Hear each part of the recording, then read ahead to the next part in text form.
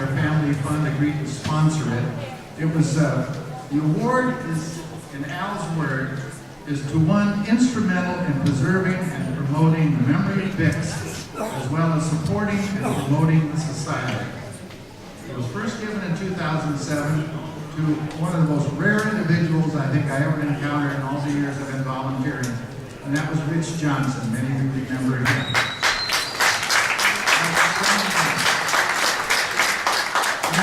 We throw words around a lot today about heroes, blah, blah, and all that stuff, but Rich was one of those quiet gentlemen, always in the background, who made things happen. He was an author, an amazing historian of the society, a writer, as I said, and on top of it, a musician. And yet, underneath it all, he was just a good guy. Just one of those guys. That's just how you want to put it. It was given again in 2008 to Phil Evans, the author who wrote about Bix. The movie was based on some of his work, another great individual. And John, I love this because I think Jean-Pierre Lyon, a lot of people like to pronounce it Jean-Pierre Lyon. You know, what blend of French and American you have. And in 2011, we had a very special dual award to Billy Barnes and Bill Donahoe. Some of you remember them? These guys, You know, if I owned a band and played the Washboard, I'd do the same thing. I'd say, hey, after a couple, why don't we fly out to Davenport, Iowa and play Davenport Cruisers Grave and fly back? Doesn't that sound like fun? And that was the catalyst that made it happen. They ran into our local musicians like Don Odette and Danico, I can name a bunch of them. And what did they do? They played music all night long. That surprises you that there are still bands who can do that. And we have a festival to this day because of people like that and fans like you who make it happen. This year, and we don't give this award every year. This award is, like I said, to one instrumental in preserving and promoting Bix BEIDERBECKE. And we have a man who's been working with us for years, again, behind the scenes. He knows how to raise tons of money. I'm always amazed as an English teacher how you can go out and get people to give you money for good causes. I've learned a lot from just sitting in on some of his stuff. He's been totally instrumental in supporting Bix Society. He's worked so very hard that we can set up a permanent museum in the future, working with our other local museum of Bix memorabilia to make sure this musician is never forgotten. He's tireless in his efforts.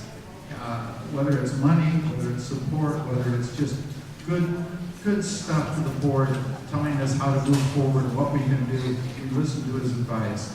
He can't be with us tonight, but this award goes to one of the most unusual people I've ever had to know, and that's BRAREN. I'm so pleased to be here.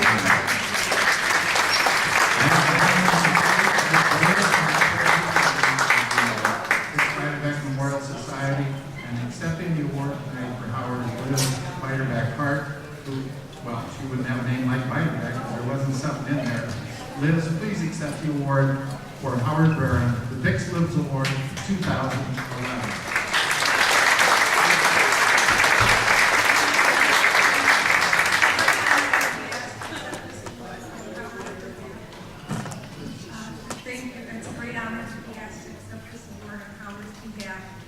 He is one of the most remarkable people I've ever met. And congratulations, Howard, and we love you.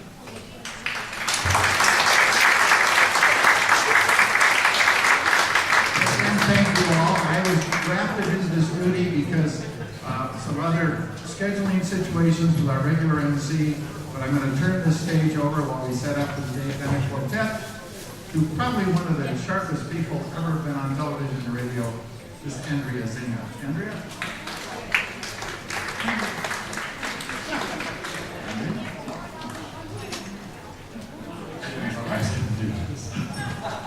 What happened here? Come and meet these people, Andrea. Watch out. Hi, Andrea. Then you got a monkey like Andrea. This is your pro. My ears are not what they once were. And I didn't have these when I did television either. But I have to say, good evening and welcome to the Bix Fest. Yes, isn't this great? It is my pleasure to be one of you in this event. But I have to tell you that when I first came to the Quad Cities as a reporter for television, distinctly remember that my first real thrill was when I got to do a live shot from the Mix Fest in LeClaire Park. And I think they put me like maybe on top of the live truck or something, and I just thought, wow, I really hit the big time. I'm in big city now. So this is one of my very first memories, and it's just a joy to be able to take part in it.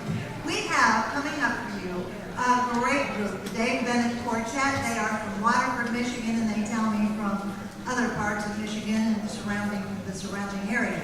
Now, you know what's cool about this whole thing is that one musician begets a spin-off, for instance, with Bix, in his very short life.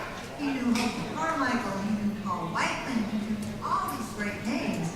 And then he was forgotten for a while. But one Bix fan, as I understand it, one Bix devotee who loved his music, inspired a group from the Quad Cities who came back and said, well, hey, let's play some of this stuff. And then, first thing you know, we have this fest. So, Dave Bennett has played with Wally's Warehouse Waves here. He's been here 4 or 5 years before. Now he brings to us his quartet, the Dave Bennett Quartet. So we're looking forward to them. Now, if you're worried about the clipboard, it is not a big long speech.